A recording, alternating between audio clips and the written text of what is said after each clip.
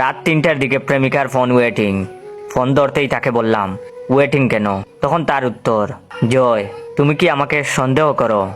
তখন আমি বললাম, আরে না, সমস্যা থাকতেই পারে, এখানে সন্দেহের কি আছে? কয়েকদিন আগে দেখলাম যমুনাতে ছিঁড়াফাটা প্যান্ট পরা এক ছেলের সাথে হাত ধরে ঘুরে বেড়াচ্ছে। এগিয়ে গিয়ে বললাম, এই ছেলেকে। সে উত্তর দিল, জয় তুমি কি আমাকে সন্দেহ করো?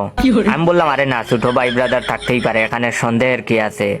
একদিন খুব কাছের এক ছোট ভাই কল দিয়ে বলল, ভাই ভাবির তো বিয়ে ঠিক হয়ে গেছে, আপনি শেখা খাইলেন। সাথে সাথে প্রেমিকাকে কল দিয়ে কইলাম, ঘটনা কি সত্যি? সে বলে, দেখো বিয়েটা আমার বাবার জন্য করা, বাবার হার্টের অসুখ, তাই বিয়েটা করতেছি। কিন্তু আমি তো তোমাকে ভালোবাসি, কিছুদিন পরেই তো আমি তোমার কাছে ফিরে আসব। আমি আমতা আমতা করে বললাম, কিন্তু? সে উত্তর দিল, দেখো আমি ভার্জিন, আর তোমার কাছে আমি ভার্জিন হিসেবেই ফিরে আসব। আমি বললাম, কিন্তু? আমার বলার আগেই সে উত্তর দিল, কিন্তু কি? তুমি কি আমায় সন্দেহ করো? আমি বললাম, আরে না, এখানে সন্দেহের কি আছে, সমস্যা হতেই পারে। কিছুদিন পর প্রেমিকাকে ছোট একটা বাচ্চা কুলে নিয়ে হাঁটতে দেখলাম।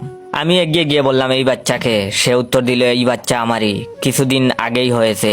আমি আমতা আমতা করে বললাম, কিন্তু তুমি তো বলেছিলে। আমি বলার আগেই সে উত্তর দিল, দেখো জয়, হঠাৎ কি করে যেন কি হয়ে গেল আমি আসলে বুঝতে পারিনি। বিশ্বাস করো, আর কখনো এমন হবে না, এইটাই শেষ বাচ্চা।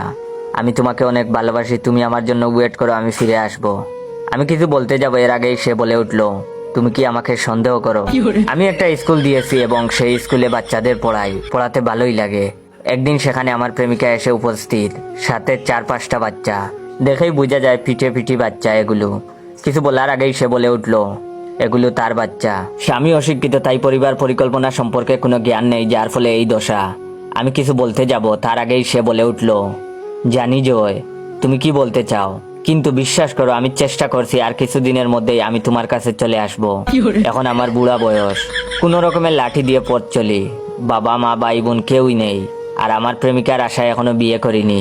দেখাশোনা করার কোনো মানুষ আমার নাই। পাশের বাড়ির মতিনের ছেলে রহমান কিছুদিন ধরে বলছে, জয় আঙ্কেল, এই বয়সে আপনার একটা নার্সের ব্যবস্থা করে দেই, অসুখ বিসুখে আপনার সেবা যত্ন করবে। কিছুদিন ধরে জ্বরে ভুগছি, দেখবার মতো কেউ নেই। রহমান একটা নার্সের ব্যবস্থা করে দিয়েছে, সেই আমার সেবা যত্ন করছে টুকটাক। মেয়েটা দেখতে বেশ সুন্দর, যৌবন থাকলে বিয়ে করতাম। সে খুব সেবা যত্ন করছে আমার, এই যে এখন তুলে খাওয়াচ্ছে।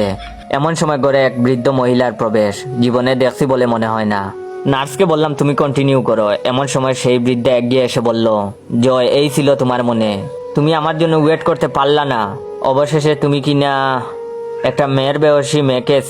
জয় আমার ভাবতেও কষ্ট হচ্ছে, তোমার ভালোবাসা এতটাই নগণ্য যে আর কতদিন অপেক্ষা করতে পারলা না। কণ্ঠ শুনে বুঝলাম, আরে এইটা তো আমার সেই প্রেমিকা। কিছু বলতে যাব বরাবরের মতো সেই আগে বলল,